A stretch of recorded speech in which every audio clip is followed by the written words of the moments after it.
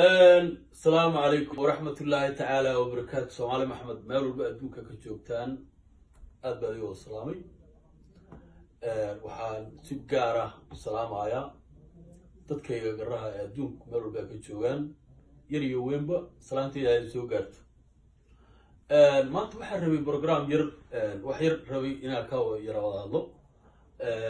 وحان ربي إنا كاو الله. سومالي وحان يراها annaga Soomaali waan nahay hadaan garanahay Soomaali waan nahay Soomaalida waxa la yiraahdaa waxa uu kala baxdaa saddex waa dir iyo daarood iyo hawiye arinku saas ma ahan dad baa wax isdaba mariyay aniga waxaan aaminsanahay ama dad badan aaminsan yihiin Soomaalida inay afar u kala baxdo waa dir waa daarood waa hawiye iyo garre annaga ilaa umadan baan nahay qabiil ma nihin qabiil oo ka weynahay waxaan la egnahay runtii waxaan la egnahay daarood ayaa la egnahay hawiyaan la egnahay waxaan la egnahay dir baan la egnahay waxaan dignaa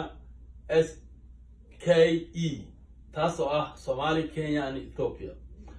taa wax ka badan waxaan dignaa ilaa iyo South Sudan ilaa iyo waxaan dignaa Chad ninkii tagay baa yaqaan ama ninkii yaqaan marka waxaan ku darayaa marka adduunka hadda qarniga hadda la joogo Soomaali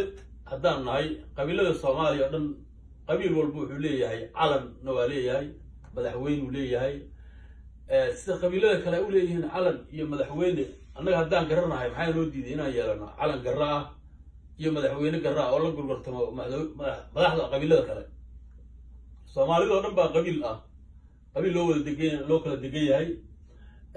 waayo annaga saddex dawlad baan degannahay hadda Ethiopia aan degannahay oo ka degannahay gobolka la yiraahdo Dawa iyo Liibaan annaga degan Kenya hadda timaadin North Eastern waxaan ka degannahay gobolka Mandera